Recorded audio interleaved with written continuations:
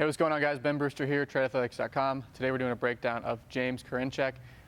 Most of you guys are going to be familiar with him, just seeing highlights on Pitching Ninja on TV. He's kind of that funky Indians guy. He's sitting upper 90s. He's got this hammer curveball. And so we've gotten a lot of questions asking if we could do a breakdown of him, what makes him so deceptive, what makes him so effective. But I just want to kind of go over some quick facts, then dive into 2 or 3 different points that I want to make about his mechanics and why he's so deceptive. And that'll be the video for today. So make sure before this video, if you like this type of content, give it a like, give it a thumbs up. If you're not subscribed, subscribe to us, and let's go ahead and get into the video. So a couple quick facts about Karinchak. He's 6'3", 215, pretty standard body type. 25 years old. He was drafted in 2019. In 2020, his regular season stats, he had a 2.67 ERA. In 27 innings, he only let up 14 hits and struck out 53. So completely outrageous strikeout percentage. He went to Bryant U. He was a 9th rounder in 2017, so he made his way to the big leagues very, very quickly within 2 years. Fun fact, I actually hit 95 for the first time in my career pitching against Bryant in college, so I guess that's the only commonality I have between myself and Karinchak. As far as pitch usage, four-seam fastball and curveball, he uses each about 50% of the time. He's 95-97 with the four-seam fastball, and he gets about 20.5 inches of vertical break, so that's converted to a Rapsodo vertical break for those of you who do use Rapsodo. So that's a pretty elite vertical break, even for a mid-upper 90s fastball. So very deceptive there. And then curveball, he averages about 83 miles an hour, so he's somewhere between 82 and 85 with it. And he's spinning that about 2357 RPM. So not a super, super elite curveball from a RPM standpoint, but from a deception standpoint, again, we can kind of take a look at that overlay right there. It's really about tunneling, how he tunnels that fastball, that elite fastball with that vertical break and that ride and carry with that curveball that kind of just drops off the table. So it's really the combination that we're going to talk more about today. So when it comes to kind of where he throws his pitches, he really has 2 locations. He doesn't really work as much in and out with his pitches, but he has 2 locations for his curveball, 2 locations with his fastball. He'll go a get me over curveball kind of low in the zone for a strike, and he'll go a get me over fastball kind of low in the zone for a strike. But when he's going for a swing and a miss, he elevates that fastball letter high, and when he's going for a swing and a miss with the curveball, he'll bounce that one in the dirt. So just kind of interesting that he doesn't really go in and out. He's really playing off this top to bottom tunneling action off his pitches. Swing and miss percentage, his average is 45.5% when you combine his fastball and his curveball. But if you look just at his curveball, it's 57% whiff rate, which is completely outrageous because the league average is just 25%. So he's getting a ton of swing and misses. And a reason for that, or contributing factor for that, is that he has such a high over-the-top arm slot. His average release height is 6.7 feet. We can compare that to a guy like Clayton Kershaw, also known as a very over-the-top guy, his release height is just 6.4 feet. So he's getting way up there, very high arm slot, and then he's pairing that with very elite vertical break on his fastball and really knowing how to tunnel his pitches, how to use both pitches effectively to create swing and misses. So again, does a lot well just from a kind of pitch utilization standpoint, but I want to kind of break down some mechanical factors that make him so deceptive. At first glance, it looks very herky-jerky, looks very funky, very, very weird.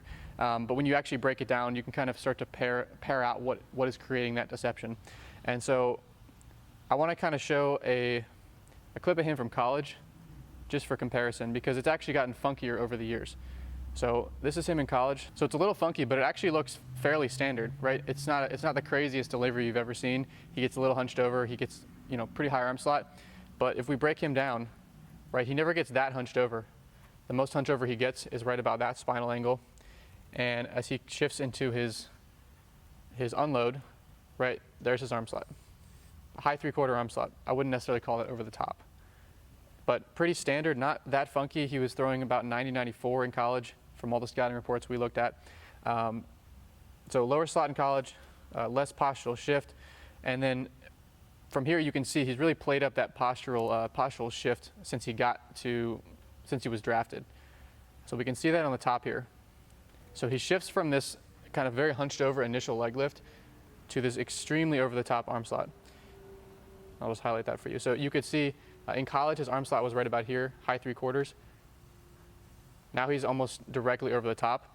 So he's not only changed his arm slot, but he's actually changed his initial leg lift to be more hunched over, and then he transitions into this arm slot. So instead of being kind of a normal leg lift into a normal high 3/4, he's really started to exaggerate the initial postural differences between the two. So let's take a closer look at his leg lift just to kind of examine what's going on. So the first thing is that he kind of shifts his center of mass forward. Now, this isn't something that I would normally recommend if you were, a normal pitcher. I wouldn't recommend that they go through their leg lift and they end up in this forward tilted posture, right? So his center of mass is probably somewhere around here. Normally we'd like to see it somewhere kind of stacked and over that back heel. That's normally what we'd like to see. That's what the majority of hard throwers do. And he's already kind of leaning forward into the toe, into the quad, and he's beginning to shift forward towards third base. This is a position that typically will lead you into a lower slot. I want to show you another Indians pitcher.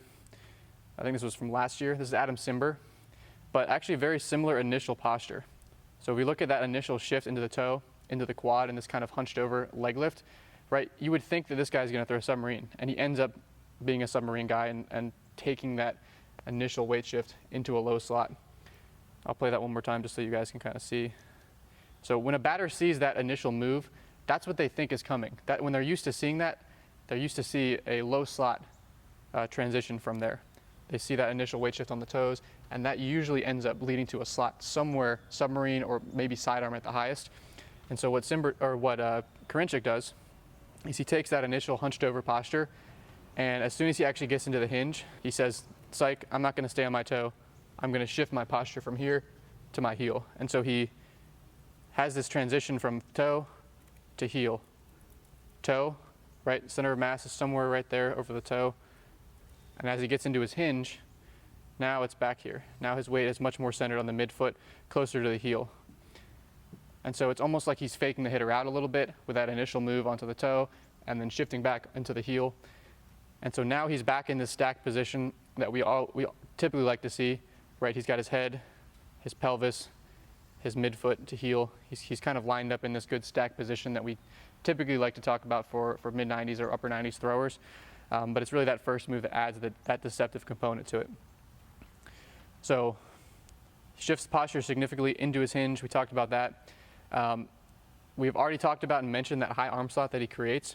But I want to make a point about this high arm slot and how he creates this high arm slot. So a lot of athletes, a lot of pitchers that we work with, they initially think that a high arm slot means you need to climb the elbow and create the high arm slot from your arm actually climbing. But what really happens, and what should happen, is that you're creating that high arm slot. The arm stays in plane with the shoulders, and you create that high arm slot from contralateral trunk tilt. And so in order to get a high arm slot is actually a lot more difficult than people think in order to do it properly. So let's break down what he's doing here. He's stacked, he's over the heel, his pelvis is underneath him, his head's back. Now we're in the unload phase, so let's look at what happens. This move right here, this is really the critical piece. It's this unload from here to here. So he's unloading the pelvis, and that energy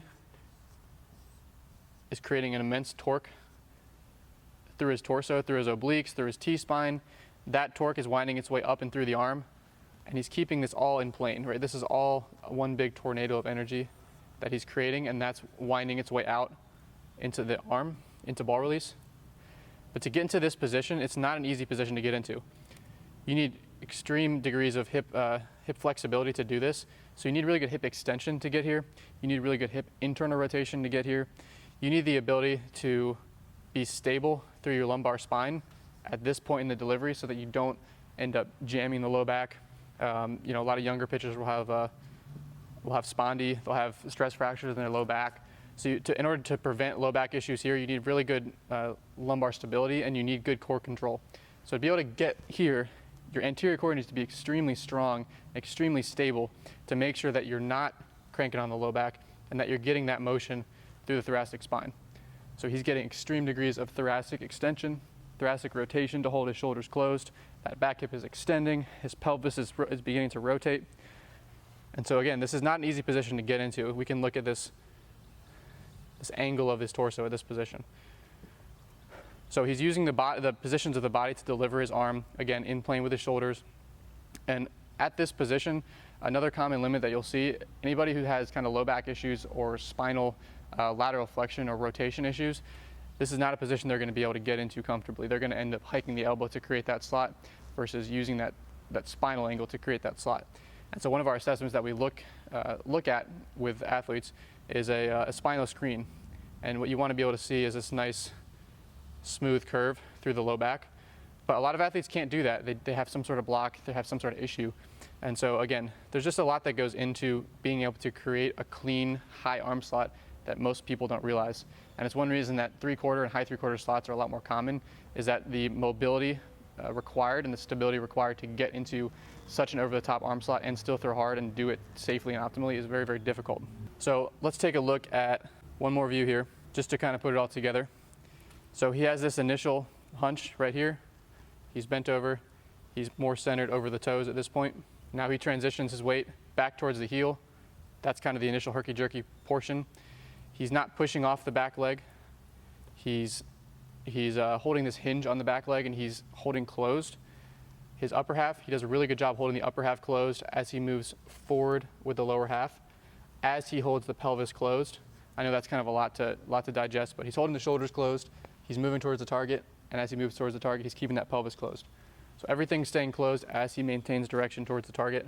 Now the pelvis unloads, shoulders stay back, and now he creates this spiral as the pelvis rotates, the lumbar spine stays stable, the T-spine extends and rotates, and he's able to capture this rotational energy in plane. This is a good view of it too.